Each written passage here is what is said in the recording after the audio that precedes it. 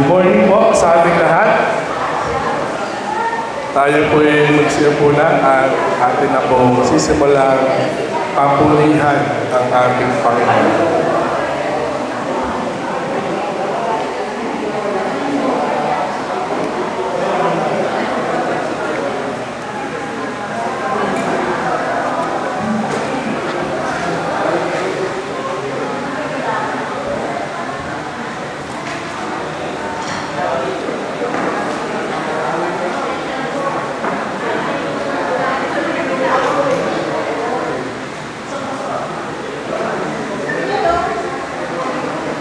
Good morning po sa ating lahat.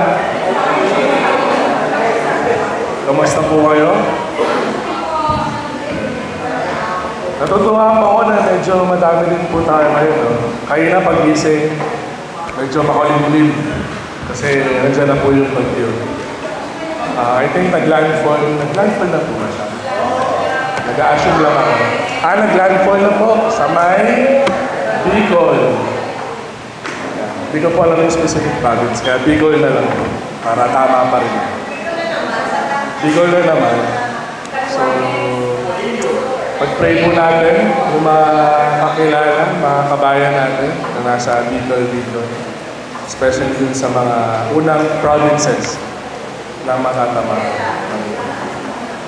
And siyempre, pag-pray din po natin later on yung safety ng bawat isa. So bago po tayo magsimula, ngayong umaga nito, inaanayahan ko po ang lahat na tayong may manalangin. Atin pong iyoko ang ating mga ulo at ipikit ang ating mga mata. And let's pray.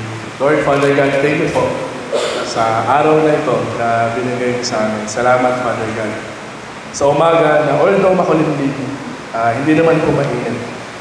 And salamat dahil hindi naging reason ang makulimlim na panahon para hindi kami makapag-church ngayong umaga para sambahin at dakilahin ang iyong dakilang pangalan at para hindi kami makakarinig ng iyong salita, Father God. Salamat sa mga energy na binigay mo sa amin dahil ginising mo kami para muli kang awitan, muling pakinggan ang iyong salita, Father God. Ngayong umaga, humingi kami ng kapatawaran sa mga kasalanan, sa mga bagay na nagawa namin, Father God. Ikaw, Father, ang patuloy na maglinis sa aming puso, sa aming isipan. Ikaw ang patuloy na mag-work sa pagbabago ng aming mga buhay, Father God. Mahirap maging Kristiyano, pero masaya ito, Father God, dahil kasama ka namin. At ngayong umaga, tulungan mo ang bawat isa na talagang mapapurihan ang iyong pangalan, Father God. Gamitin mo ang aming makamay sa pagpalakpak sa mga awit na iaalay namin sa iyo. Gamitin mo ang aming mga boses sa pag-awit ng mga kanta na talaga lamang na para lamang sa iyo, Father God. Gamitin mo ang aming puso at talagang maintindihan namin ang mga bagay na nais mong ipagdito sa amin habang kami umaawit, habang kami nakikinig ng mga salita. Tunay nga po, Father God, na wala lang ibang Diyos na aming sasambahin, kundi Ikaw lamang, Father. Ikaw ang nagbibigay ng kalakasan sa amin, lalo na sa mga may sakit. Ikaw ang nagpapagaling, Father God. Ikaw ang nag-aalis ng mga worries namin sa buhay.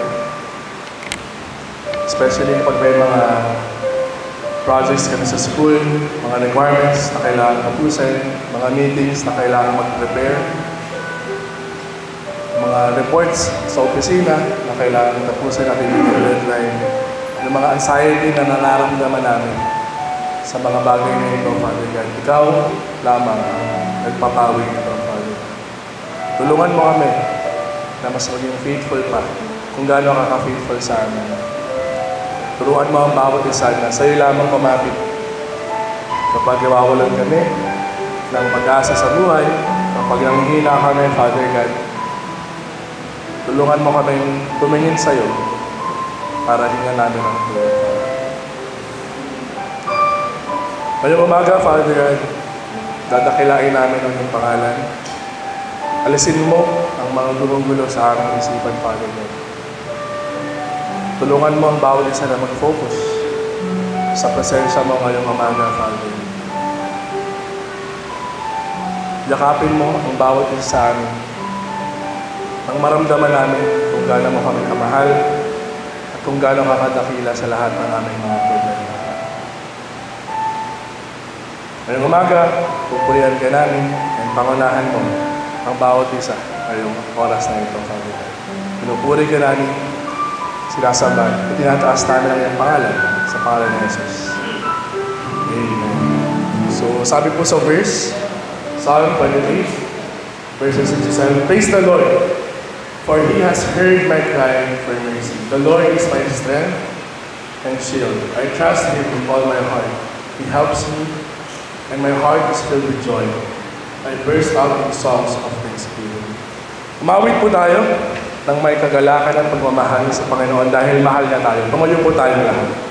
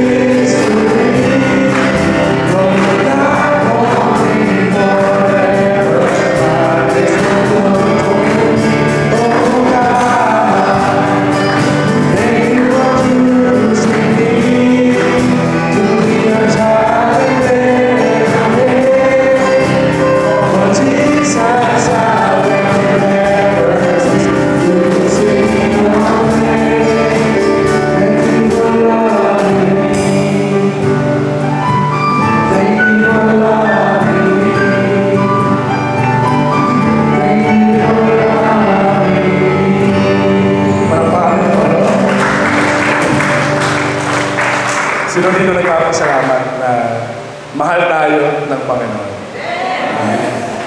And syempre dahil mahal tayo ng Panginoon, sino rito ang excited na ma-meet siya someday? So darating yung araw na siyempre excited tayo lahat. So darating yung araw na matatapos na yung mali na ba sinabi ko? Sorry. Pero ang gusto ko mong sabihin, darating yung araw na kung ano yung na-experience natin sa lupa, may reward tayo sa langit. And of course, lahat tayo ay excited na ma-meet siya on that day. So patuloy natin awitan ang Panginoon.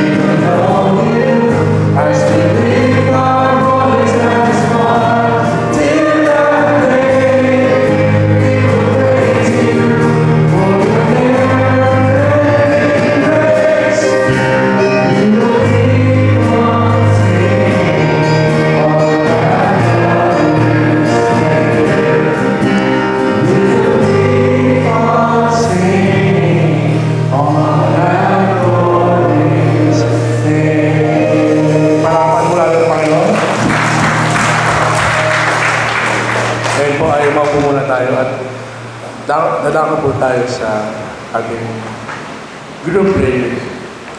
So ito po yung mga prayer items natin. So aware naman po tayo na magkakaroon po tayo ng mga nominations for elders and deacons. So pag-pray po natin yung mga nominate.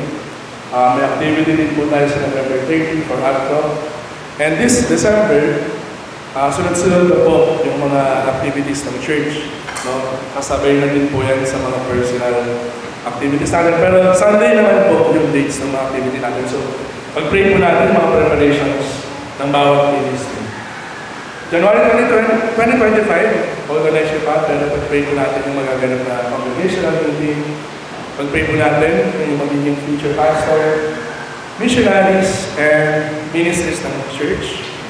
And yun nga po, may mga Diyos na pag-pray po natin yung buong bansa, yung mga kababayan po natin na nasasalanta at masasalanta ng bagyo.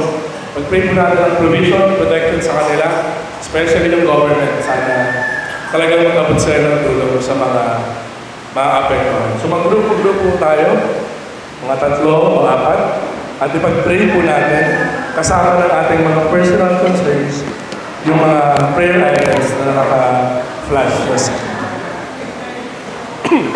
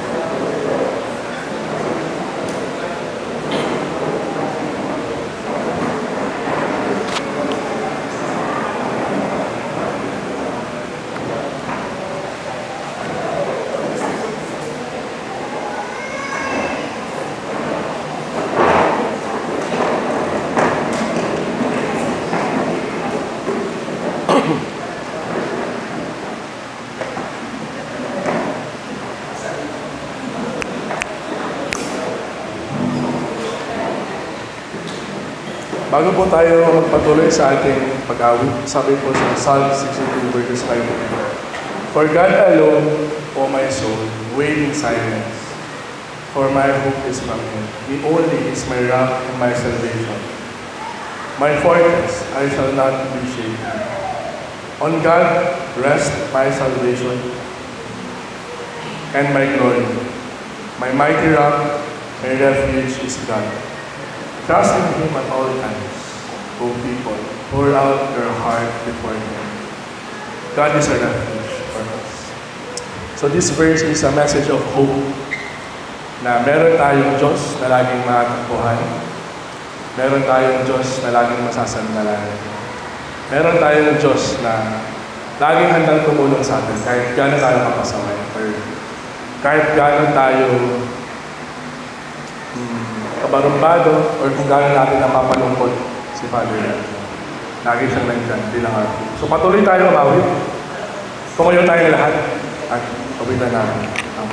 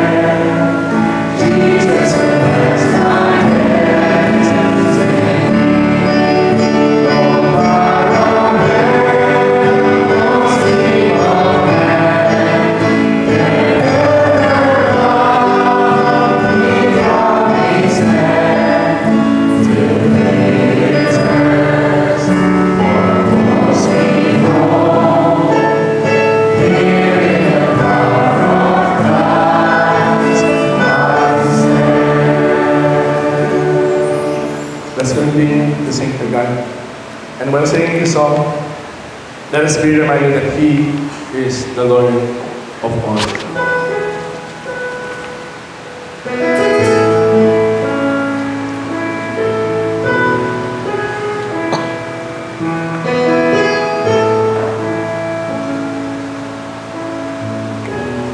I surrender.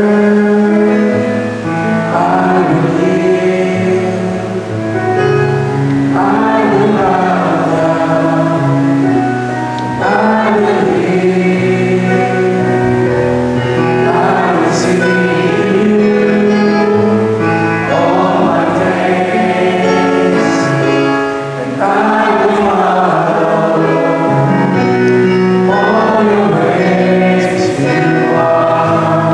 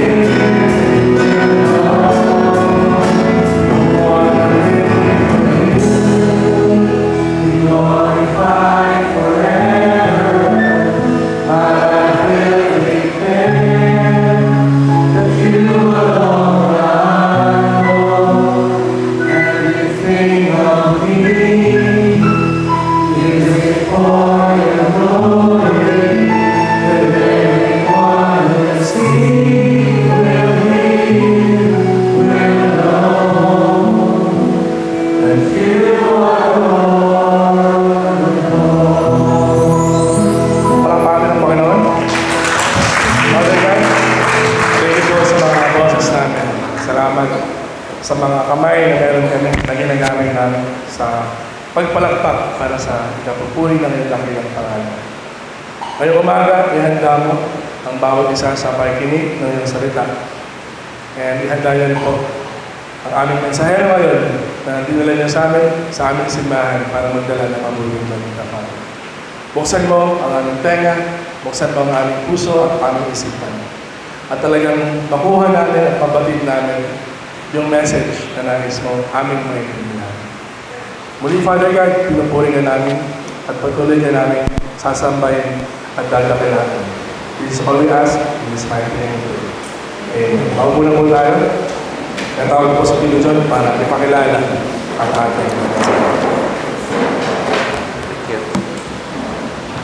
Ganda po mga sa inyo lahat at nais ko pong ipakilala sa inyo ang ating invited speaker ngayong umaga. Siya po si Pastor Joseph Lee. Okay, kung ama po siya ni JL, kung kilala niya si JL, si Joshua Lemon Lee, umaattend po siya sa ating church noon. Hindi naman frequent, pero umaattend po siya sa atin. Ang calling niya po ay naging missionary siya ng New Tribes Mission of the Philippines since January 1981. Nag-serve po siya as missionary among the Kamkanay people for 6 years with Cora as teachers in our missionary training school. Nag-serve din po as National Director of the New Tribes Mission for 20 years. Until retirement age sa December 2021. Presently, as senior member din po siya ng New Tribes as church worker which started in Cainta. Kasalukuyan, ginagamit siya ng ating Panginoon sa ministry among the urban poor at sa Muslim community. Also, iba-ibang ministry din po as teacher in one of our School of Missions and advisor for some of our new missionaries. Salamat sa ating Panginoon at nandito po siya ngayong umaga upang ibahagi ang salita niya. Let's give a warm welcome po kay Pastor Joseph Lee.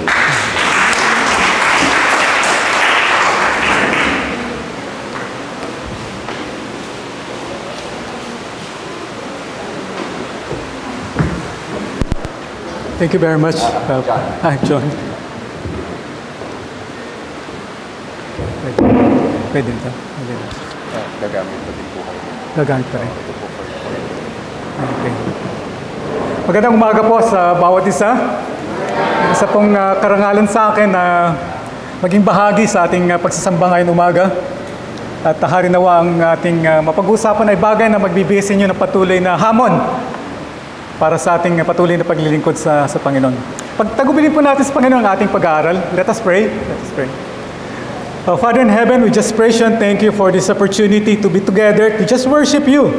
Lord, salamat po na kami po ay kabahagi ng iyong mga anak na sa lahat ng iba-ibang mga lugar na kung saan ay sama-samang nagsasamba at nagpupuri sa inyo. Thank you, Lord, dun sa gawain na pagsasamba dahil ito pong magiging gawain po namin sa mga dadating pang hanggang sa walang hanggan.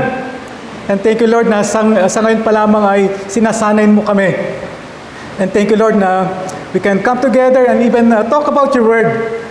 And Lord, we would like to just commit to you na kung patuloy na mangusap sa bawat isa amin at naway ay hamunin mo ang bawat isa sa amin para na sa ganun ay magpapatuloy yung nasa namin na magpagamit sa inyo para maging pagpapala sa marami. Lalong higit yung mga hindi pa nakakarinig ng iyong salita.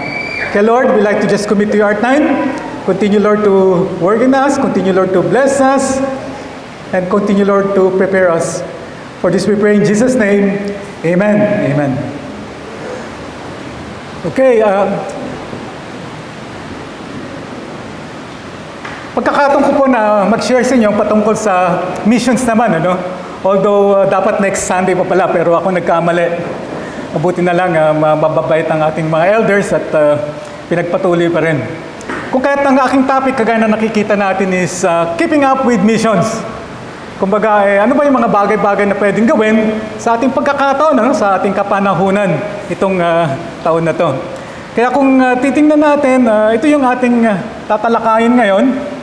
Pag-usapan natin yung challenge na meron sa Revelation chapter 7 verse 9 to 12. Then magbibigay ng update sa mga unreached peoples. Then pag-usapan natin yung paano ba i-enhance ang future missions. Then magkakaroon tayo ng yung mga emerging trends sa missions, ano. Tapos makakita tayo ng mga konting example or mini application. Then sa last ay pag-usapan natin po ang challenge ng salita ng Panginoon Diyos na matatagpuan pa rin natin sa Matthew 28 verses 19 to 20. Kaya buksan po natin ang ating mga Biblia sa Apokalipsis o Pahayag o dili kaya ay Revelation. Chapter 7 verse 9 to 12. Sa RSV translation, ito pang sinasabi. After these things, I look and behold a great multitude which no one could count from every nations and all tribes and peoples and tongues standing before the throne and before the Lamb. Clothed in white robes and palm branches were in their hands, and crying out with a loud voice, saying, Salvation to our God who sits on the throne and to the Lamb. And all the angels were standing around the throne and around the elders and the four living creatures, and they fell on their faces before the throne and worshiped God, saying, Amen! Blessed and glory and wisdom and thanksgiving and honor and power and might be to our God forever and ever. Amen. Ito ay patungkol, of course, alam natin na ito ay patungkol dun sa pangitain na nakita ni Juan. Siya yung alagad na kung saan ang pinakamahabang buhay sa labing isang alagad. Kaya nabigyan siya ng pagkakataon para magkaroon ng ganitong pagkakataon na makita yung pangitain ba sa dadating na panahon. Magandang tignan natin yung pangitain na ito na nakita ni Juan, na kung saan ito ang magbibigay din sa atin ng kahandaan. O dili ka may implication din ho to sa ating mga gagawin, sa ating buhay, sa mga susunod pang mga araw. Of course, yung setting na ito ay sa ikalawang buhay na, no? Pagkatapos ng Great Tribulation at nandun yung gathering ng mga redeemed, gathering ng mga believers. Kaya nandun ngayon sa harapan ng Panginoon Diyos. At of course, yung sitwasyon na yun ay nandun yung nakita nila yung kadakilahan at kalwalhatian ng Panginoon Diyos. Ano? Kaya nga, yung situation na yun ay nandun yung kumbaga yung pinagprapraktisan natin every Sunday na nag-worship. Doon na, i-apply, magkakaroon ng kasi nandun makikita natin yung kagandahan, kadakilahan, kapangyarihan ng Panginoon Diyos. Kaya yun ang setting, talagang siguro nandun yung malalim na reverence na meron tayong puso kasi nakikita natin yung kagandahan at kadakilahan ng Panginoon Diyos. At kung titingnan din natin, maraming kasama. At sabi nga dito sa ating binasa, ay yung magiging kasama natin doon ay hindi mabilang. Galing sa lahat ng nasyon, lahat ng tribo, lahat ng mga peoples, at mga wika o lingwahe. Kaya lumalabas dito, makikita natin na yung senaryo ay pagsasama-sama ng mga mananampalataya, mga redeem, at ang makikita natin sa unang description ay sila ay mga nakaputi at may hawak na mga palasmas. Bakit sila nakaputi? Makikita ho natin doon sa sumusunod na verse, na sinasabi doon na lalo na sa verse 13 na kung saan pinapakita dito na they have been washed by the blood of the Lamb. So ibig sabihin dahil sa pananampalataya kay Kristo Jesus, nandun sila.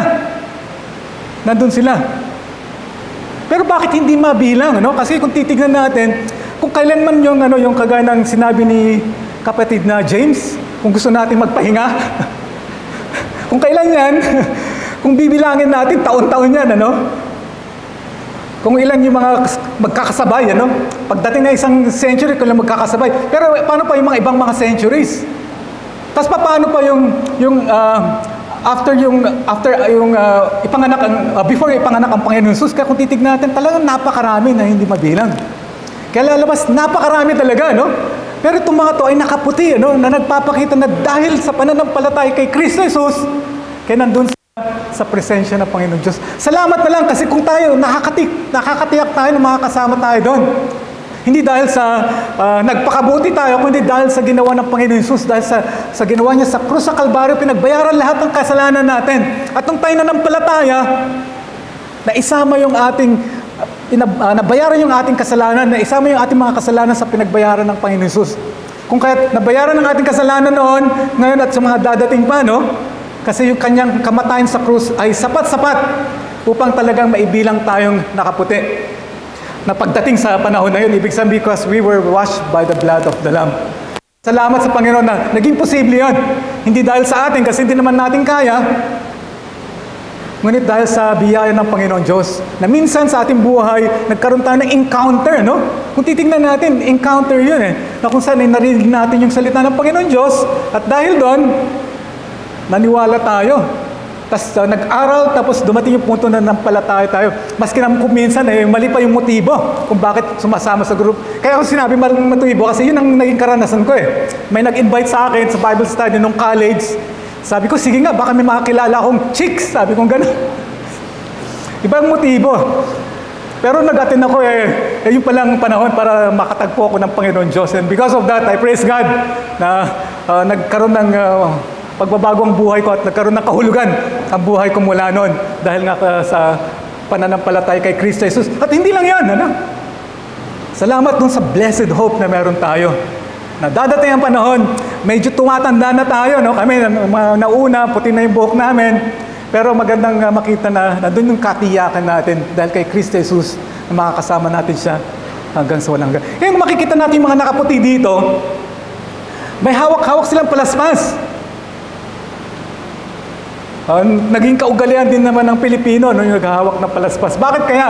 Yung sa atin dito, pagka yung palaspas na yun, pagka inuwi sa bahay, kinakabit dun sa pintuan para pagbugaw ng mga multo. Pero kung titignan natin yung panahon nung palaspas na yan, nung mababalikan natin nung Panginoon Jesus, nung pumasok siya sa Jerusalem, sinalubong siya ng mga tao at may hawak-hawak sila ng palaspas.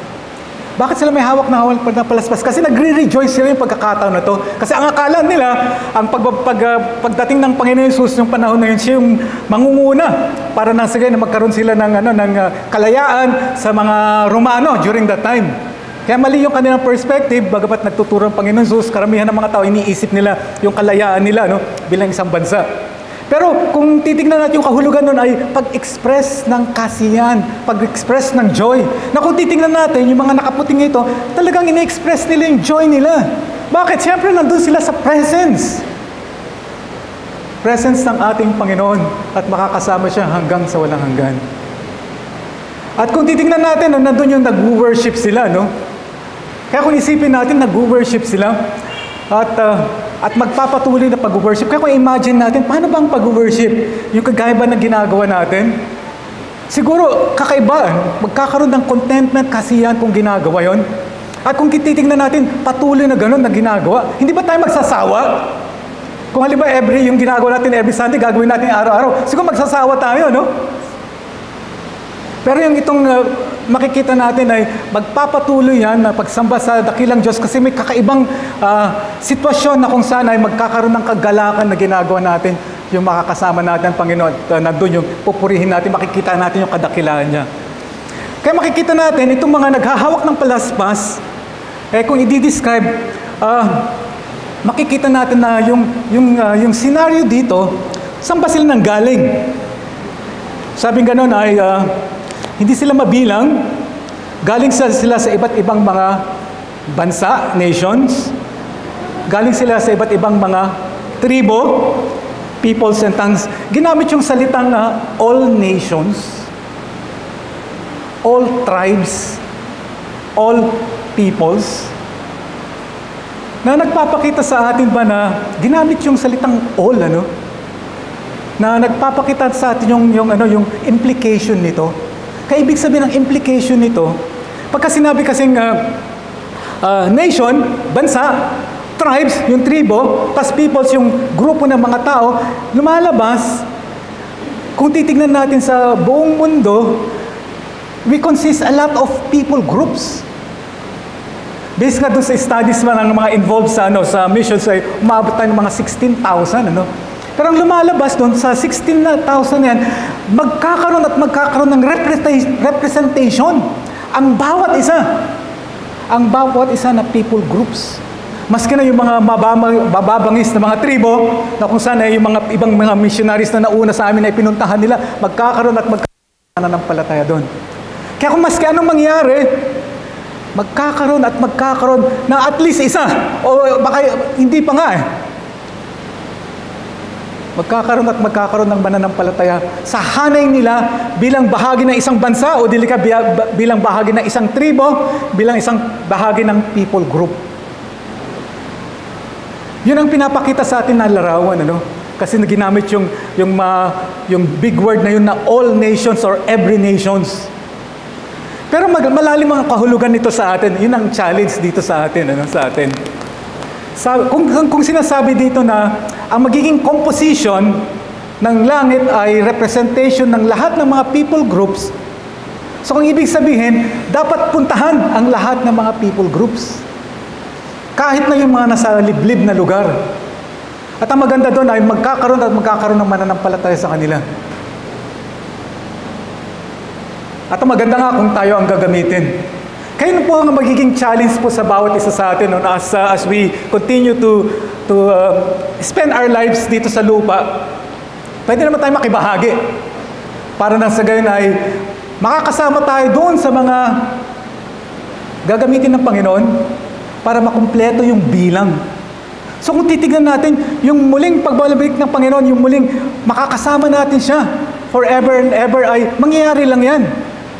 Kung ang lahat ng klase ng tao o tribo o bansa ay kabahagi na doon sa mga nagaligtas na, kabahagi na doon sa nanampalataya kay Kristo Jesus.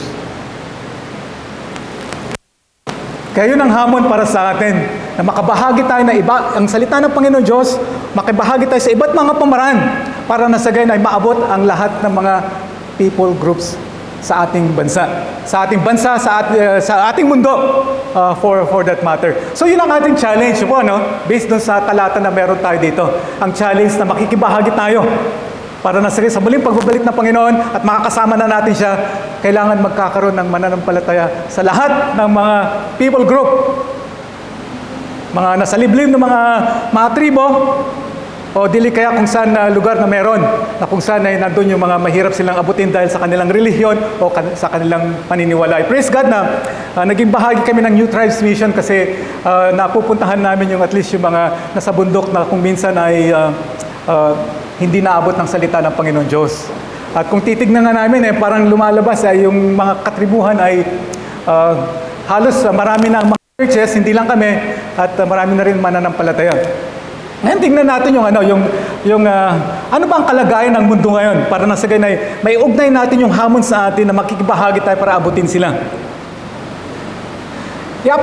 Ma-update tayo dun sa tinatawag na bilang ng mga unreached peoples. Kung titignan natin itong larawan na to, makikita dito yung mga bandang medyo maitim ay bahagi, lalo na yung mga may tuldok. Ito ay baka bahagi ng mga lugar na dapat pang abutin. Lumalabas na nung ginawa itong drawing na to, sinasabi na meron pa rin at least mga 6,000 mahigit na mga people groups. Pag sinabi natin people groups, yung grupo po, hindi individual, kundi yung grupo ng mga tao. Pares ng mga pinagtrabahoan ko, nag-work ako sa Benguet, kasama ng misis ko for at least 6 years, sa mga kangkanay na mga igorot sa Benguet. Sila ay isang people group.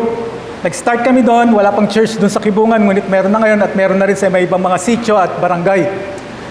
Pero marami pang yung mga lugar na wala pang ganon, na mas liblib. Pero ang maganda ngayon, dahil nga sa technology, somehow ay napupuntahan na rin. Kaya nga kung titignan natin, siguro hindi na magtatagal, Kasi may mga pamaraan na na-invento o may mga pinapaisip ng Panginoon Diyos sa mga matatalino para makabuo ng mga bagay-bagay kagaya ng internet para nang sagay na makarinig din sila ng salita ng Panginoon Diyos. Kaya kung titignan natin yung development ng technology ay bahagi para lalong mapapabilis na yung kanyang muling pagbabalik. nagkaroon ng last August itong year na to, nagkaroon ng tinatawag na Lausanne Movement Conference na ginawa sa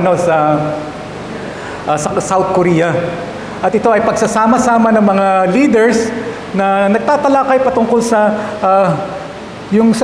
gawaing evangelism sa buong mundo. At of course, kasama na rin yung sa missions. At napagtalakayan ba na noon ang mga unreached people ay lumalabas ng mga 6,000. Pero sa report na ngayon, medyo bumaba ng konti. Ibig sabihin, may mga ginagawa ang mga mananampalataya kung kahit nabawasan yung dating 6,000 unreached peoples, at pumapalo na lang sa 3,000 to 4,000 unreached peoples. Kung titingnan natin, marami pa rin yun. Pero at least may nangyayari kasi may ginagawa ang mga mananampalataya. However, nananatili pa rin na yung priority ay ito. Yung tinatawag na TAM. Yung T, ibig sabihin tribo, tribes. Yung H, ibig sabihin yung mga Hindu. Yung U, yung ibig sabihin yung mga unreligious. Yung mga parang mga atheist, ganyan, no? Tapos yung M, yung mga Muslims. At tapos yung B, yung mga Buddhist. Sila pa rin, kung titignan natin, ay marami pa rin sa kanilang hanay, sa kanilang pananampalataya, sa kanilang pamilya, ang dapat pang makarinig ng salita ng Panginoon Diyos. Pero sa kabuuan, ang pinakamarami pa rin ay yung highest still among the unreached peoples are those under the influence of Islam. Sila pa rin yung marami at dumadami. Kasi naman, tignan nyo dito sa, minsan pumupunta kami dito sa Quezon City, sa may Tandang Sora, may lugar doon ng daming Muslim Meron kaming, sumasama sa amin, sabi niya, ito, tignan mo, ilan asawa, alam mo niya, ilan asawa niya? Sabi niya, 4. Nandun yung una, tapos yung pangalawa, nagtatrabaho sa Saudi, nagpapadala ng ripin, tapos mayroon pang 2. Ilan ang anak niya? 36. Wow! So, lumalabas talagang dadami sila, no? Kasi walang problema sila na mag-asawa ng marami. In fact, kung mag-divorce, madali lang. Yung mga pinupuntahan namin, may nag-divorce, magpirma lang ng blankong paper, tapos pupunuhin na lang, ipapapirma din doon sa babae, sa lalaki, tapos pupunuhin na lang yung laman. Tapos para maging legal, tapos asawa ulit. Parang ang dali para sa kanila. Nagpapakita dito, nandun lahat yung mga factors kung bakit dadami yung kanilang population. Anak sila ng anak, marami silang asawa, tapos isa sa malaking factor na ginagawa nila ay yung kumakalat sila sa iba't ibang mga lugar. Pumupunta sila sa iba't ibang mga lugar para nang sa gayon ay ikalat din yung kanilang pananampalataya. Kaya makikita natin na talagang lumalabas sila pa rin ang maraming mga bilang na kung saan ay kinakailangan na abutin para sa Panginoon Jesus. Kaya kung titignan natin, kailangan pang bigyan natin ng pansin. Siguro dapat nga ma-realize ng bawat isa sa atin na dito sa ating kapaligiran may maraming mga Muslim. Kaya nga, nababanggit itong mga bagay na to para nasagan na baka pwede natin i-consider na isa sa mga bagay na pwede nating gampanan as a responsibility ng church na i-reach sila. Nabanggit ko kanina yung patungkol dun sa yung Lausanne movement Nung nagkaroon sila ng meeting, ito ay ginawa nila ng August, ay may mga bagay silang tinalakay na magandang bigyan natin ng pansin. Itong Lausanne movement na ito ay naumpisan pa nung way back nung 1974 dahil nga kay Billy Graham at yung consciousness ba ng world evangelization. Nagkaroon ng pagsasama-sama ng mga grupo para i-analyze yung kalagayan ba ng mundo kung paano marireach yan. Noong 1974, nagkaroon ng meeting, siguro may mga 2,000 mahigit na mga Christian leaders para pag-usapan. Ano ba yung state ng world in terms of yung mga unreached peoples, yung mga dapat napuntahan. After several years, from 1974 to 1989, nagkaroon ulit ng second Lausanne. Dito ginawa sa Pilipinas, sa PICC. At yun, nandun yung pagtatalakay, mas kuha na sila, mas dumami, 3,000. Then, noong 2001, nagkaroon ulit sa South America.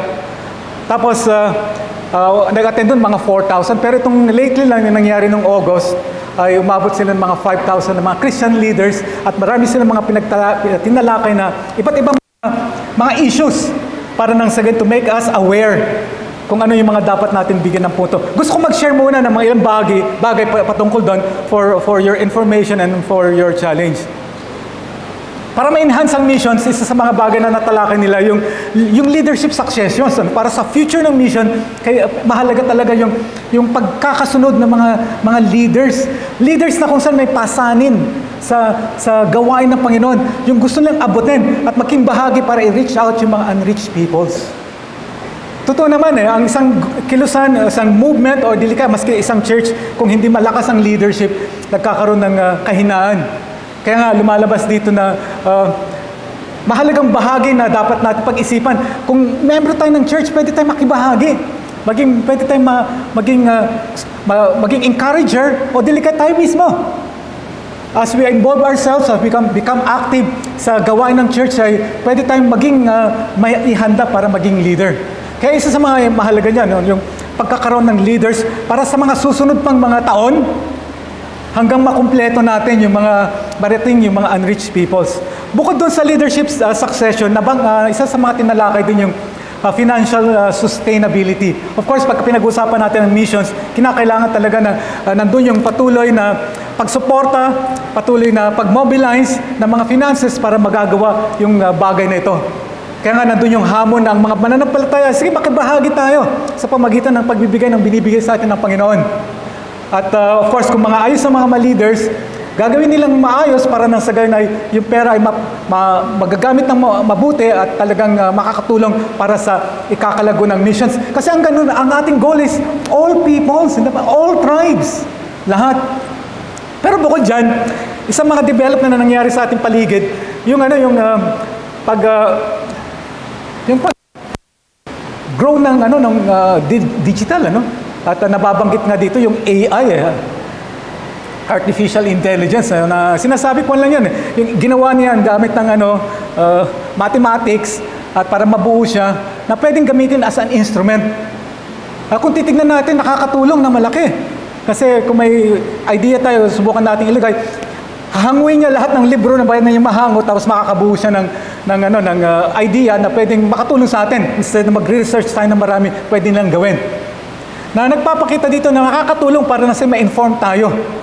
Kaya pinapakita dito na mahalagang malaman din natin kay mga kabataan, talagang pagbutihan nyo na maintindihan ang may kinalaman sa digital processes para na maihanda tayo.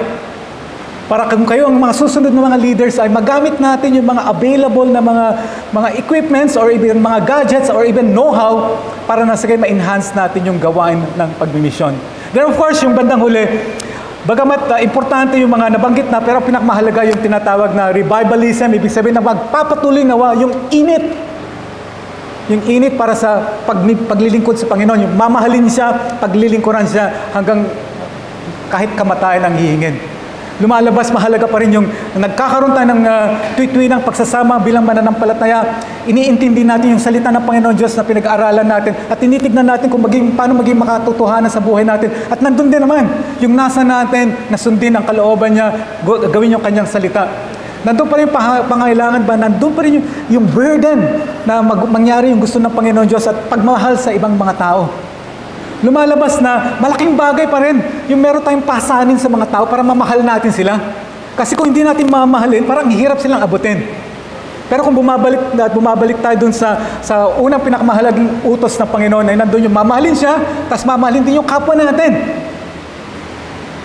Kaya lumalabas yung kahalagan na kung saan mag-grow tayo patuloy sa ating nasa na magamit ng Panginoon dahil nga sa ating pagmamahal sa Kanya at pagmamahal din sa ibang mga tao. Sa pamagitan ng patuloy na pag-grow, mga leaders na nandun yung alagaan ng mga kapatiran para na nagpapatuloy yung init ng paglilingkod sa Panginoon.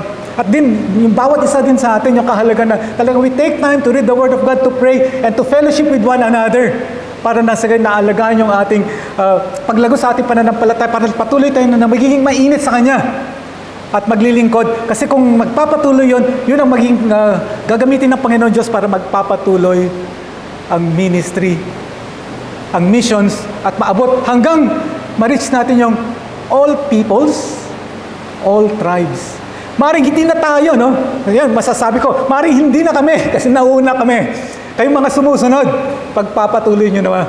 at may pagpapatuloy pa yung ganitong kaalaman para pa sa mga susunod na henerasyon para makumpleto natin yung all peoples, all tongues and nations. So yun ang magandang reminder no, para sa atin na binigyan ng punto sa Lausanne Conference na nakaraan. Sa ngayon naman ay magbigay ako ng isang sample, isang sample. Kung paano ba tayo ma-involve sa missions. Ito si Matt ang pangalan niya. Si Matt na yan ay taga UK siya. Pumunta siya ng Kenya para magturo. Tapos doon niya rin na-meet yung kanyang asawa. Pero sa akala niya meron siyang calling doon. Pero lumabas pala na hindi siya gano'n naging excited. Pero nagkaroon siya may na-discover siya yung tinatawag na collaborative calling. Yung pinagsasama ba yung calling ng iba. Ano nangyari? Dahil sa collaborative calling, ito nangyari. Nagtayo ng enterprise. Ang tawag nila doon ay Grace Enterprise na ini-start nila noong 2017 at naging Grace Church. Kaya nga, ang nangyari, nagkaroon sila ng negosyo. Out of yung negosyo na yan, nakapagtayo sila ng church. Tapos ang sabi nga, currently employs over 50 people through the 3 businesses na tinayo nila. Yung Radiant Cleaner, Jubilee Events, and Half the Story. Yung Half the Story ay ito yung biskwit. So meron sila na ito yung na business. Pagkatapos dahil doon, nagkaroon sila ng church. Tapos ang sabi nga, dahil nga doon sa church, yung mga employees nila ay agree na dahil sa Grace Enterprise, yung business na yun, naka-affect sa kanilang buhay positively. Yun ang naging karanasan niya. Pero kung titignan, hindi pala siya original na nakaisip yon. Itong si Matt, hindi siya original doon. Pagkos na nangyari, nakita niya, may kinopyahan lang siya. Yung kinopyahan niya, yung nakita niya sa Africa. May isang church doon, itong pangalan niya, Kambakya Christian Center. A Miracle in the Village, nakalagay doon sa lugar na yun. Tapos, nag-grow yung church.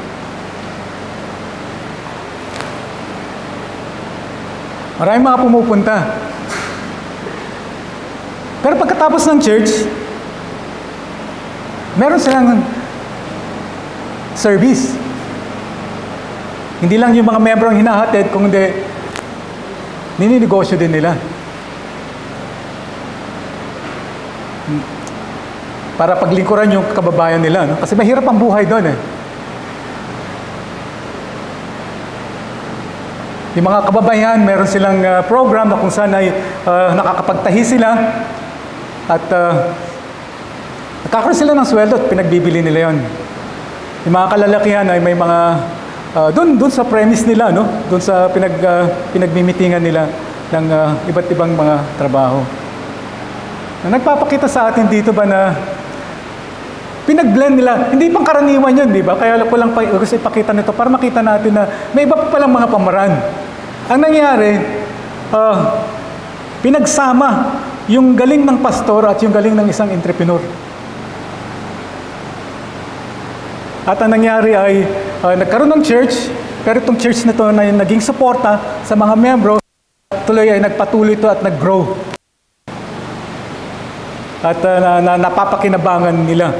Ngayon kung titignan natin, may isang bagong ginagawa ng mga mananampalataya. Sabi nga yung Pastor and Entrepreneur Conference gagawin sa 2025. Na nakikita nila, maganda pala pagsamahin yung pastor at yung entrepreneur, yung businessman.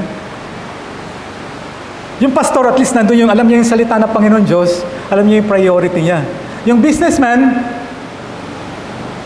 of course, alam niya magplano, alam niya mag-isip, alam niya magtingin ng mga opportunities. Ramdam niya kung ano yung mga pangangailangan ng mga tao. May mga pamaraan siya ba para makita yon? Kung titingnan natin, yung karakteristik ng dalawa ay pwedeng pagsamahin. At kung pagsasamahin na ito ay pwedeng magkakaroon ng mga opportunities para nang sa gayon ay lalong ma-expose ang maraming mga tao sa salita ng Panginoon Diyos. Kaya nga ang sabing gano'n ay, itong conference na to gagawin sa February 2025, online siya, kaya pwedeng lahat pwedeng makasali. Sabi, the conference for pastors to connect your entrepreneurs and unleash them to be fully alive in their business for church and our cities. So yun ang pinag-uusapan, ano. So lumalabas sa pananaw ng pag-mission, lumalabas pala na yung resources na meron sa isang church ay pwedeng pagtulungan para sige magamit ng Panginoon. Kadalasan, hindi ba, yung mga napapabayaan yung mga business people. Kasi minsan ang isipan doon, business people ka, yung ano mo lang, yung trabaho mo lang iniisip mo. Minsan nga, wala ka pa nga sa church dahil kung saan ka pumupunta. Parang nagkakaroon ng divide, ano? Pero kung titignan natin, maganda palang pagsamahin yun. Maganda palang alagahan ng mga leaders at mga members na yung may mga negosyo o trabaho ay pwedeng magtulungan. Para nang sagay paggampanan natin, ano? Yung talagang yung mas mahalagang gawain ng isang tao. At yun nga, yung paglingkuran ng Panginoon Diyos at gawin yung kanyang kalooban. Bukod dito sa pagsasama ng mga pastors, may lumalabas na hindi naman bago to, naumpisahan na way back mga more than 20 years ago, yung tinatawag na BAM Global. Ibig sabihin ng BAM is Business as Mission. May gathering sila nung nakaraan Wednesday lang, November 13. Nagkaroon ng meeting. Pero ulitin nila, libre ito na pwedeng mag-attend kung sino man at para nasagad natatalakay. Yung pagtatalakay ng patungkol sa business as missions, na pwedeng pangkabuhayan siya, yet at the same time, gawain para maabot yung mga dapat pang abutin ng mga people group. Kaya nga ginawang global kasi pwede pala sa iba't ibang mga lugar pa rin na gagawin yon.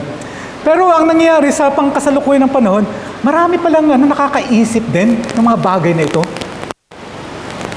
Kasi nag-iisip ng remedyo kung paano pa natin mapapabilis ang pagsulong ng salita ng Panginoon Diyos. Ay kailangan natin ng suporta, kinakailangan natin ng strength at wisdom, pagpaplano at the same time, yung funding nakakailanganin. At na nangyari, through the years, maraming mga nagsulputan. Yung isang yung kulay green doon, ito yung BAM Philippines. Nung last month, nagkaroon sila ng conference, ginawa doon sa crossing, yung sa Shangri-La. At para na sa invite yung mga mananampalataya na interesado, ganun ito yung logo nila. Pero kung titingnan natin yung iba-ibang dito, mga related sa pagninegosyo, para nang saging tulungan yung mananampalataya. Meron yung transformational SMEs, small and medium enterprise. Tapos meron yung Tri-Ventures, kung nakikita nyo doon, Tri-Ventures. Meron yung tatlo yung scene nila, hindi yung Campus Crusade, yung tatlong scene nila, nandun yung courses, coaching, and capital. Pumasok ako dito, nag-enroll ako, at nagkaroon ako ng coaching, courses, may mga sinasagot, at mga ilang mga sessions din. Then after that, may coaching, kasi gagawa ng pitch presentation, Kasi kung titingnan nila yung gagamitin nating project, community development yan o business, at usisahin nila. Then after that, kinonect kami sa isang organization na may kakayan para mag-fund sa mga projects. At nagkaroon ng presentation para ipakita. Online siya, pero pagkakataon na pwede palang mapakinabangan ng mga Christians. Meron din yung tinatawag na yung faith-driven entrepreneurs. Ito ay kung ilang beses na sila naggawa ng conferences dito sa Pilipinas, pero meron silang isang program. Kung titingnan nyo sa web, titingnan yung faith-driven entrepreneurs, nag-invite sila ng mga interesado para maka-join dun sa isang 8 sessions. Libre ho yun, 8 sessions na gathering ng mga Kristiyanong interesado na magpagamit sa buhay. Tapos itong sessions na yon ay may mga tinatalakay na mga topics. May mga leader na napipili, tapos yung leader na yan ay ipapakita yung mga video related sa stewardship, related sa management, related yung tamang perspective sa business at saka sa mission. At nandun din yung challenge sa bandang huli, yung 8 sessions na yan. Ginagawa yan, mahigit 1 oras, maring linggo-linggo. Once a week, pwede ganon. Naka-attend ako way back nung mga 2 years ago. Kaya ako nakilala yung Tribe Ventures kasi at saka yung IBEC, yung mga tumulong sa amin kasi lumalabas itong mga gathering na to ay mga gathering mga mananampalataya. Kaso lang, ang problema lang, dalawa lang kaming taga-Asia. May isang Hapon at ako, tapos yung karamihan nasa South America, nasa Europe. Kaya kung mag-meeting kami, syempre gabi, madaling araw. Pero para nasa ganyan, pero nagkakaroon ng magandang pananaw para pagdating sa pag-intindi ng gawa ng Panginoon Diyos, lalo higit yung paano ba natin i-maximize yung resources natin. Tapos, meron na rin sa Pilipinas na nagagawa nito.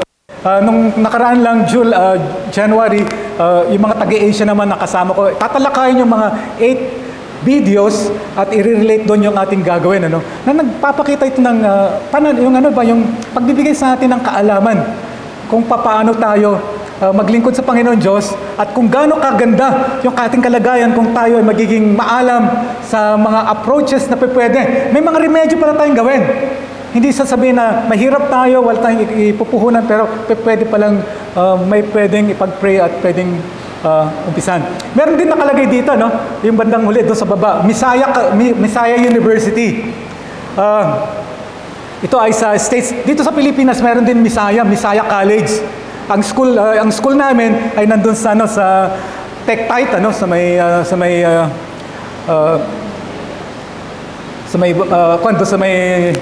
Pasig. At may klase kami doon. Mga subjects na ino-offer namin doon ay accounting, communication, yung entrepreneurship, at international studies. Mga ilang kurso lang, pero pang-college to para sa mga kabataan. At ang motto ng school namin ay intentionally Christian. Ibig sabihin ng mga Kristiyano lang kinukuha doon para sanayin sila sa kakayanan na maging entrepreneur or maging accountant or maging may involved sa international studies para pwedeng mag-work, pwede rin magturo maski na sa ibang bansa.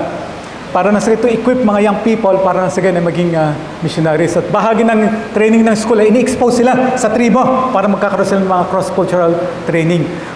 Ang intention nito ay para sa ganyan, maipalawak pa natin ang paghahanda ng marami, maski na yung mga kabataan yung mga nag-aaral pa. Pagka magkaroon sila ng pananaw kung paano magpatakbo ng yung trabaho, yet at the same time, nandun yung kahalagan ba na mamanmanan yung sarili para na sa ganyan ay maglalakad ayon sa kalooban ng Panginoon Diyos. Ito ay mga bagay na ginagawa, para na sa ganyan ay makatulong, para na sa ganyan. Magampanan natin, Harinawa, na mailapit natin sa maging bahagi tayo para na sige marating yung all peoples, all tongues, and nations. Kaya at this point, gusto ko magbigay sa inyo ng example. Mini example lang naman, mini application. Ito yung church planting work namin sa Cainta. Kung titignan niyo diyan, nandiyan yung pinakamagandang babae sa buhay ko. Yun siya yung nakaupo.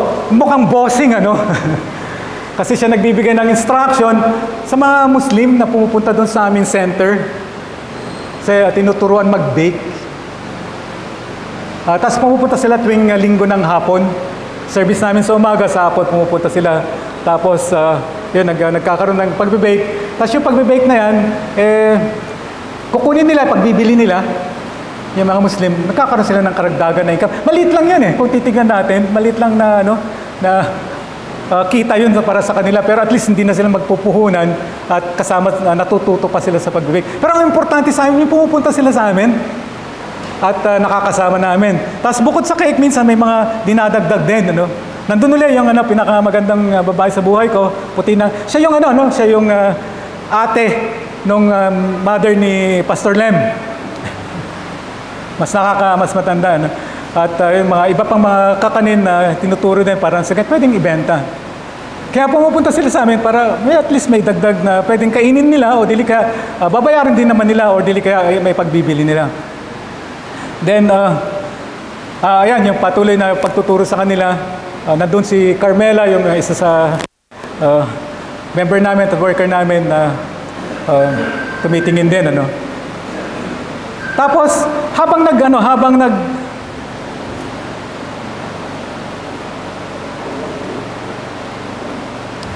nagtatrabaho yung mga nanay, si Carmela at may isa pa, si Christine, tinuturuan nila yung mga anak nila. Nasa labas sila, of course, marami silang pinag-uusapan doon at kabahagi na rin doon yung nagiging wise sila sa pagpe-present ng patungkol sa salita ng Panginoon Diyos. Pero bukod dyan, may mga pagkakataon din na of course, pagka natapos magluto, nagkakwentuhan at mas lalo na naging malapit kami sa kanila. Ay naibabahagi namin ng patungkol sa Panginoon, pero dadagdagan pa namin yan sa mga dadating pang mga linggo na nakikipagkita kami. Dito sa picture na to, kung titignan natin, may isang babae doon. Nalulungkot nga ako pagka nakikita ko doon eh. Kasi doon sa yung babae, yung nasa pinaka-right, yung nakaupo, ang pangalan niya ay si Sarah. Pinangalanan siya ng Sarah. Si Sarah, pagka nagkikita kami, nag-uusap kami ng Ilocano or yung Kangkanaay. Kasi taga-Benguet siya, igurot siya eh. At kaya pwede kayong magsalita ng lingwahe nila eh. Lumalabas, yung Kangkanaay, yun na pinuntahan ko noon eh. Doon kami naging missionary para mag-establish ng church eh. Pero ito, Kangkanaay siya, naging Muslim. Nakipag-asawa siya sa Muslim at nandun siya. Kaso lang, sabi niya nga minsan sa akin eh, nakaka-bore dito, walang ginagawa, nandito lang kami sa bahay. Pero ngayon, bumalik siya sa Itogon, sa Benguet, kasi yung mother niya nagkakasakit eh. Kaya maganda nga, mapasyalan siya at baka pwedeng makausap kung mag-iisa lang siya, wala yung ibang mga Muslim, yun ang maganda pagkakataon na ma-share. At tinitignan lang namin yung schedule namin. Na nagpapakita ba na nag-grow sila, no? Naabot din nila yung mga tribo na pinupuntahan namin. Ang para nila ay mag-asawa lang. Madaling maging Muslim, mahirap umalis. Yung mga babae, balik Islam ka, sasabihin nila, pagkaalam kasi nila, Muslim na ang Pilipinas noon eh, balik Islam ka. Hindi mag-asawa or maging bahagi ng pamilya, magkakaroon ng kagad ng anak, maraming anak, kaya talagang magiging bahagi na siya ng community. Bagamat hindi niya pa naintindihan yung mga aralin. Pero minsan naman, nagkakaroon kami ng opportunity, na ini-invite din kami doon sa mosque. Minsan ay invite kami para mapagsabihan yung mga bata, kasi parang hindi na nila nakikita yung kahalagan ng pag-aaral. Kaya yun, sinabang ko yung ilang mga estudyante ko doon sa Misaya para sila na magkaroon ng presentation at kasama na rin si Carmela at saka yung isa pang missionary namin para magturo. Ang mga pagkakataon, doon mismo sa mosque, doon sa lobby, na-invite kami. All because nag-establish ng relationship. Pwede pa pala yun. Pwede pala tayo maging malapit sa kanila at pwede nating abutin sila, maging kaibigan at ipakita ang ating pagmamahal. Ang hinahanap lang namin pagka nag-reach ng Muslim, dalawang bagay eh. Makakita sila ng sagot sa panalangin at makakita sila ng kagalingan sa sakit. Kasi hindi sila maniniwala sa sinasabi natin, pero naniniwala sila sa mga miracles eh. Ayun ang hinihingi nila, Lord, gumawa kayo ng miracle sa buhay nila. At based doon sa mga testimonies na naging Christian, laging ganun ang factor. May nakita sila o may narinig sila o may nangyari sa kanilang buhay na kung saan ay very, very, very clear ang manifestation ng pagkilos ng Panginoon Diyos. Yun ang sample ba na pwedeng gamitin ng Panginoon Diyos. Gusto kong dagdagan yung sample na itong mga mini application. May kasama ako dito si Carmela. Si Carmela ay member ng church namin, ang church namin is Blessed Fellowship ang pangalan. Yung church namin ay daughter church, Apo Church ng KBCF, Covenant Bible Christian Fellowship. Bali, Apo kami. Pagkatapos nun ay na-establish ng church nun ay kaya naging Apo. Tapos si Carmela ay naging member ng church. Katatapos niya lang ng training, missionary training sa New Tribes. At early next year ay pupunta siya sa field. As part ng application na pinag-usapan natin, hingin ko siya na mag-share ng maikling testimony para sa kanyang, bago ko tapusin ang aking message ay hingin ko siya na mag-share muna yung kanyang mga paghahanda at yung kanyang pupuntahan.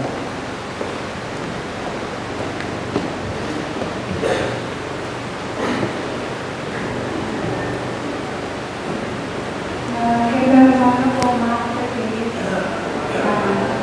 Purihin ng Panginoon dahil sa kanyang pagmamahal, ako'y naligtas sa kanyang grasya dahil sa pagmamahal ng Panginoon, kaya natin dito dahil sa kanyang pagmamahal tayo ay binigyan ng kaligtasan at kanyang pag-asa. Nakabahan ako. Share ko lang po, ako po ngayon ako ay nag-graduate sa Mission Training sa New Lives Mission of the Philippines. Tapos, binigyan ako ng pagkakataon ng Panginoon mag-work sa Laos. Doon pa ako nakapunta doon. Pero yun po ang binigay sa akin ng Panginoon. At ngayon po,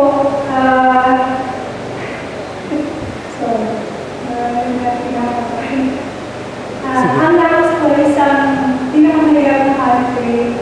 Tapos, isa po itong Muslim na country. Hindi, Buddhist. Muslim, communist country. Communist. Ang kanilang paniniwala is mostly sa Buddhism. So, dahil sa komunista po sila, hindi po pwedeng hayagang mag-share sa salita ng Diyos sa kanila. Ngayon, yung mga kapatira na pong missionary doon, ang ginagawa pong strategy doon is pagtuturo ng English sa kanila para later on, pag naging kaibigan na talaga sila, magkaroon ng evangelism.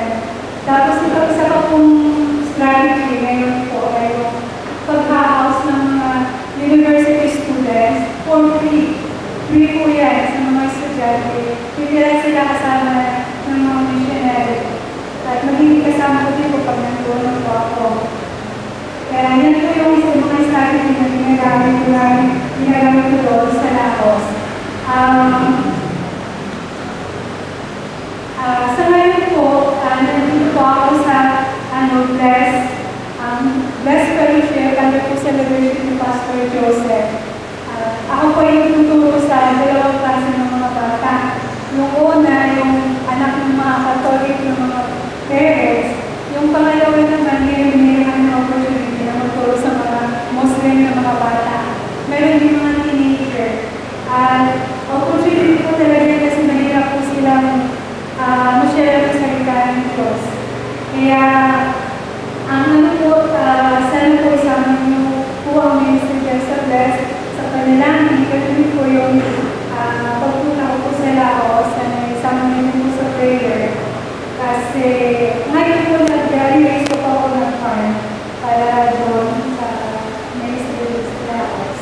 At yung paano po na magiging po niya is, ang part po yun ay bibiyambag namin po sa pag-rereka doon sa bahay, napapatirahan po ng mga university students.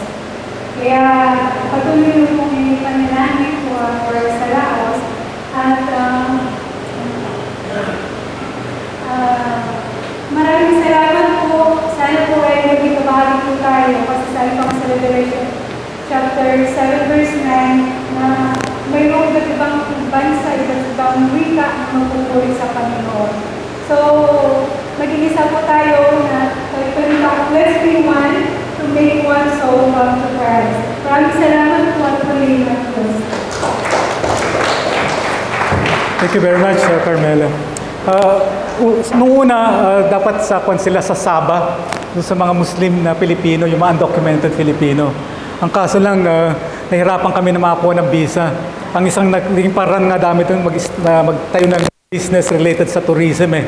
Kaya nga si Professor Riel nakatulong pa nga sa amin para magbigay ng advice kung paano namin gagawin yung tourism business kasi may potential na pwedeng gawin. Kaso talagang napakahirap para makapasok ang foreigner sa Malaysia. Ang naging next step namin yung magiging yung familiar na way para makapasok sa ibang bansa, magiging DH, maging domestic helper. Nag-training sila ng yung housekeeping para maski na domestic helper ang papasukan. At, pero ang aming kondisyon, ang maging amo nila Christian at pagtatrabaho lang sila at least mga 3 times a day, 3 times a week. Tapos titira sila sa labas. Tapos maski na hindi sila sweldoan, okay lang. Importante ay makakuha sila ng visa. Pero kung may isasama sila sa sweldo as part-time, maganda na rin. Ano? Pero yung pag-process ng paper nila, kami na rin ang magpo-process nun para wala nang problemahin yung magiging amo nila. Pero in spite of that, hindi pa rin kayo makakuha. Natatakot yung iba eh. May mga Christians na paano kung ma-discover na may ginagawa, nagtuturo pala sila ng salita ng Panginoon Diyos. Yun ang kinakatakutan nila. And because of that, dumating na sa punto ba na baka hindi na lang muna sa hindi muna sa Sabah, Malaysia, because sa Laos. Kasi sa Laos, meron na kami missionary doon na single din, kailangan niya ng partner. At tama-tama, pwede sila magkasama at magtulungan. Pero ang punto dito gusto kasi natin na maging bahagi para na sa magampanan ang tawag ng Panginoong Diyos sa ating gawain para ipaalam ang salita ng Panginoong Diyos. Ngayon, by closing, gusto kong basahin tignan natin itong talatang ito. Very familiar sa bawat isa.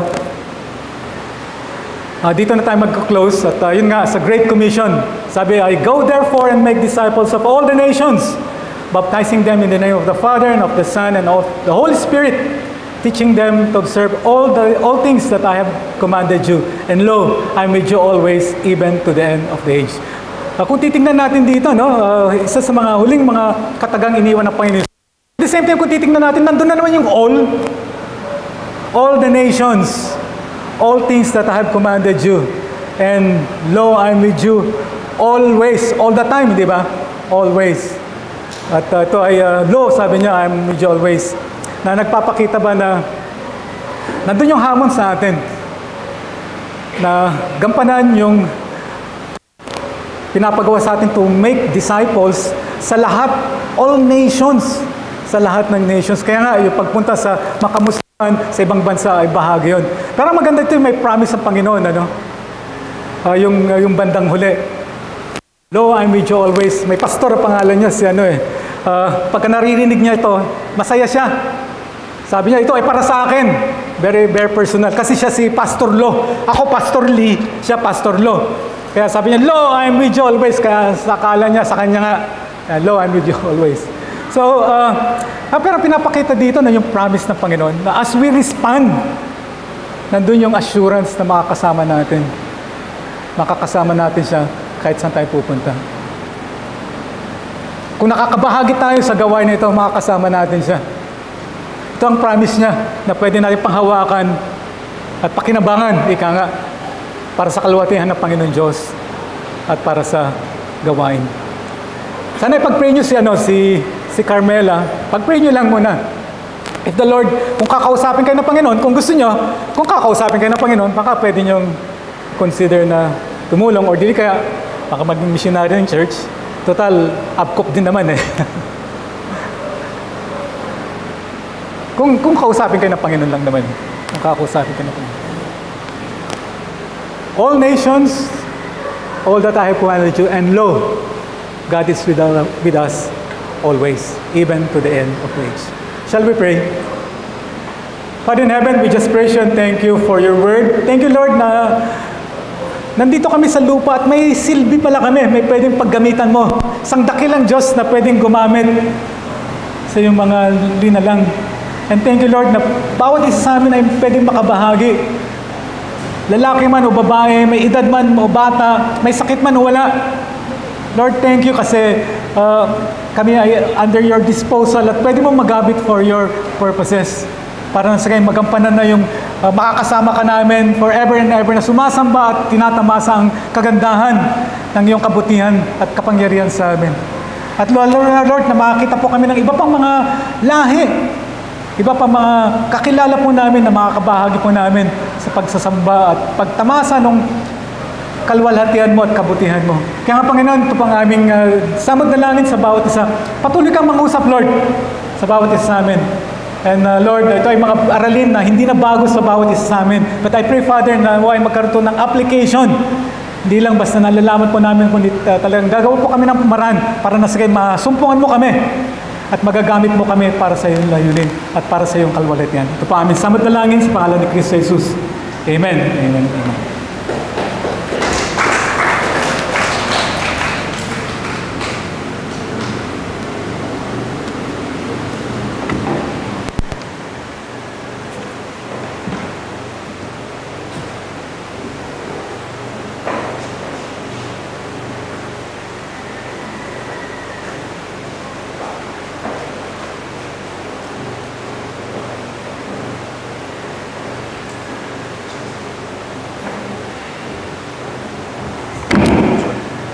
Thank you po, Pastor. Ngayon po, dadako naman po tayo sa pagbibigay ng ikapusang Panginoon. Tinatawag ko po si Soniel at si Miguel para sa ating kahit sa Lord.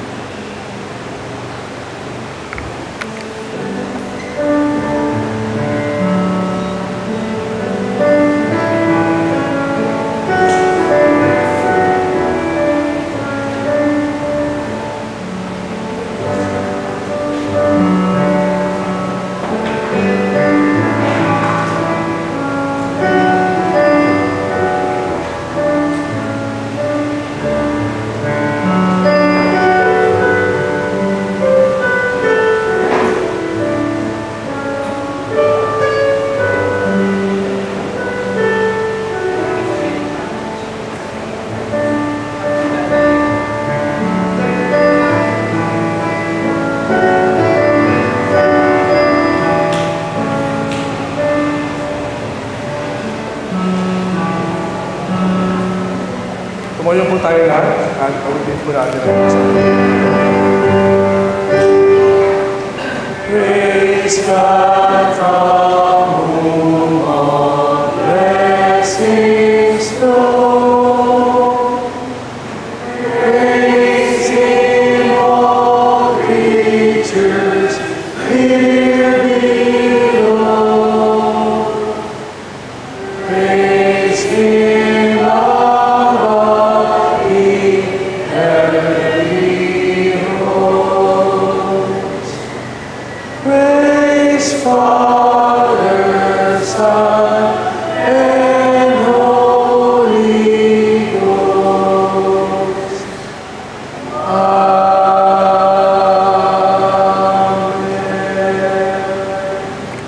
Mapo na po tayo. At tayo po ay dinawag sa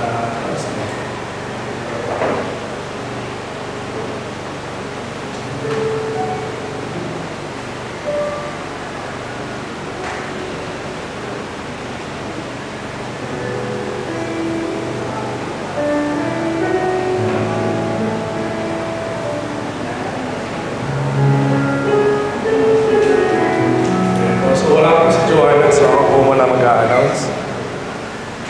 So sa November 20 Wednesday, meron po tayo online prayer meeting. So dito sa Dayan Zoom. Ang magpapacilitate po ay sila Tonton at sila Vitanon. So kung available po kayo, join po kayo ng Zoom link na isasend po sa mismong araw na yan. And next week po, ang mag-lead po ng ating praise and worship service ay si Tita Francis. Tama naman po ba? Pero ang magiging messenger po ay si Tita Ram. Dahil nga po nag-switch po ng schedule.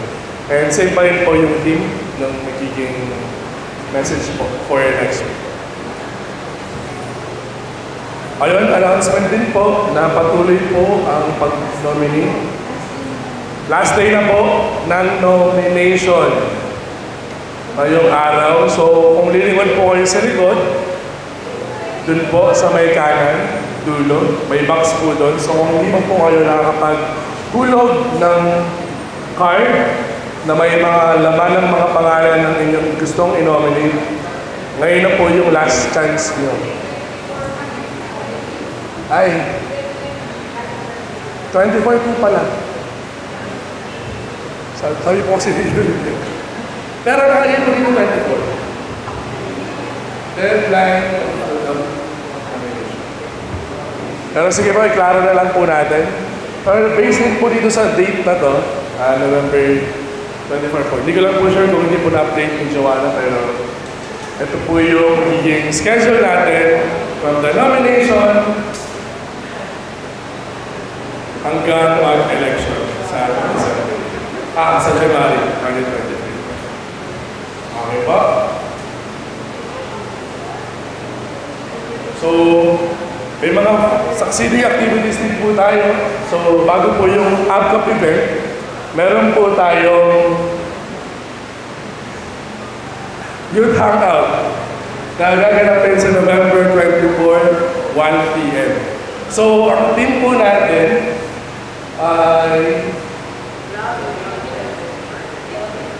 lawing outside the church. Pero meron din po magiging sorry po. Di po ako sanay mag-announce. Basahin na lang po natin. Meron po tayo good hangouts. Next po. May ABCAP event. Tapos po. Ayan. So, pagdating ng December, meron ako Christmas party namin. So, ito po yung meron team na kailangan magandaan ng mga youth. Dito po yan sa Donna Carlo. So, kung gusto niyo po sumali, December 8, 3 p.m., available po kayo. Pwede po kayo po. So, ang team po ng party ay 90s. So, costume party po yun. Pa. Ayan. So, kung gusto niyo pong sumali, mag-prepare na po kayo ng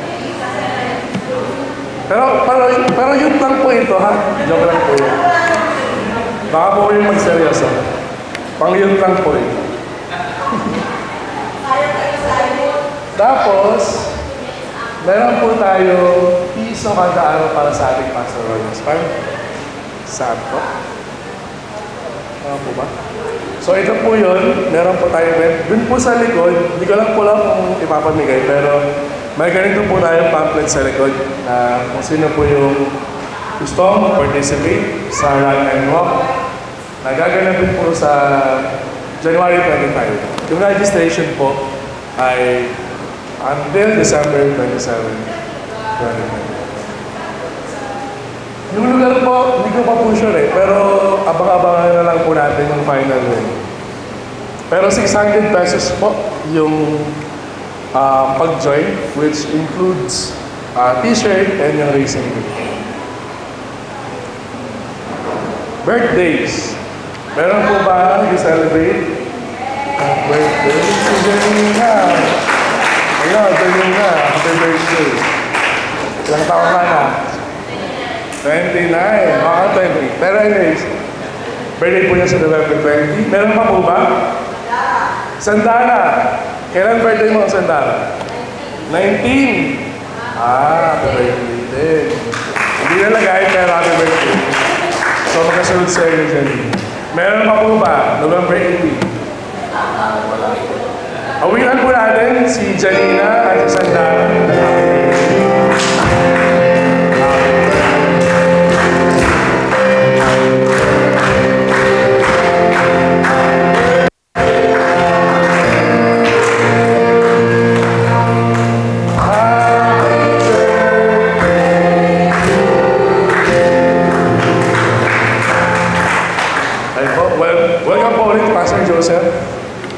Sa aking simbahan. So, sa susunod po ulit. And si Ms. Carmela po, thank you din po sa pagpunta sa akin. Tinatawag ko po si Tito Tonton para po sa akin.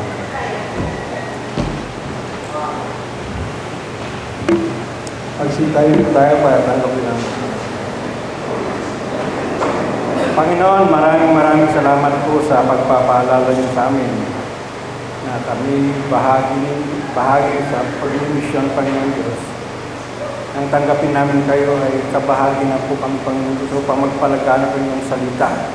Hindi lang nananatili sa amin ang iyong salita, Panginoon, kundi may pahayag din namin, Panginoon Diyos, sa lugar, sa mga kami naroon, dahil kami ay yung mga ambassador.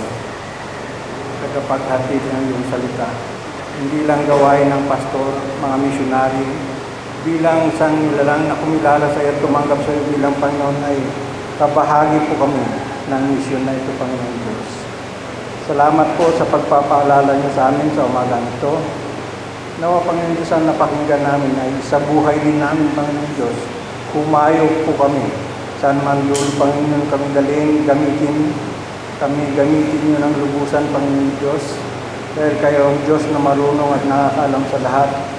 At talagang hindi kayo nagpapabaya sa bawat isa sa amin, Panginoon Diyos. Salamat, Panginoon, sa katotohanan na ito. Tanggapin po natin ang basbas ng Panginoon. Ang salita ni Kristo, hayaan ninyong lubusang manatili sa inyong puso. Turuan ninyo at paalalahanan ng isa't isa ng may buong karunungan, buong puso kayong umawit ng mga salmo, mga himno at mga awiting espiritual na may pagpapasalamat sa Diyos. At anuman ang iyong sabihin o gawin ninyong lahat sa pangalan ng Panginoon Yesus at sa pamagitan niya'y magpasalamat kayo sa Diyos Ama. Amen. Manatili po tayo lahat kayo para gawin natin.